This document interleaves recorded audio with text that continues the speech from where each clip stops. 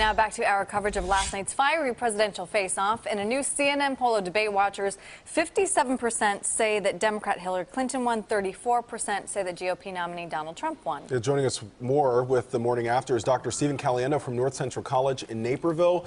Dr. Caliendo, thank you so much for joining us this morning. Sure, good to be here. All right, so the debate,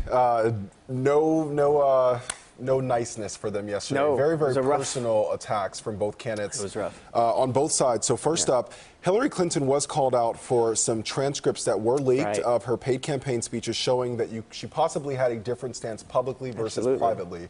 Talk to me about how common that was and how you think that helped or hurt her yesterday in the debate. It's probably pretty common, although it was a little bit interesting that she's invoking Abraham Lincoln to try to get out of it. I think if it were not for all the ridiculousness that's happening on the other side in the Trump campaign, we should be talking about this more. It really confirms a lot of what Bernie Sanders had argued during the primaries about her.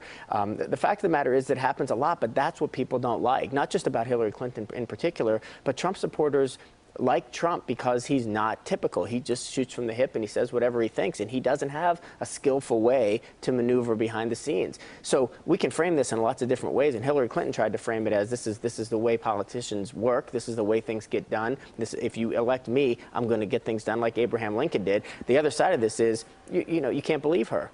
She says one thing in public and she says something else in private. Well, he said that Abraham Lincoln was honest Abe and that she was not an honest person. Yeah, right. But I mean, I think what she was trying to point out is that it depends what you mean by honesty. And I think that there's, you don't say different things to different groups of people in a way that contradicts yourself, but you're careful about how you frame different things with different people. But that's a nuance that doesn't play well in middle America. It doesn't play well with most of us. Did you learn anything new last night?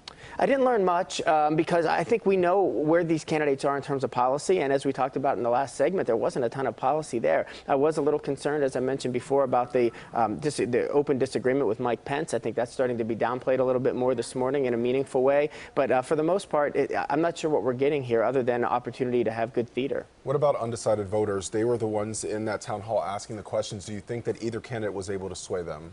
I just think at this point in the campaign, was that those 15 people were the only undecided people in America left? They brought them all into St. Louis and put them all there. I don't know how you can be undecided after this. So there's clear differences between these folks. I think that Donald Trump did nothing last night to upset his base. In fact, if anything, they're probably very proud of him. But you can't. He's really stuck at that 40% mark. I don't know how he's going to do much better. And I don't know that Hillary Clinton said anything in particular that was going to endear her to people that didn't like her anyway. All right, Dr. Caliendo joining us this morning. Thank you so much for that analysis. Sure.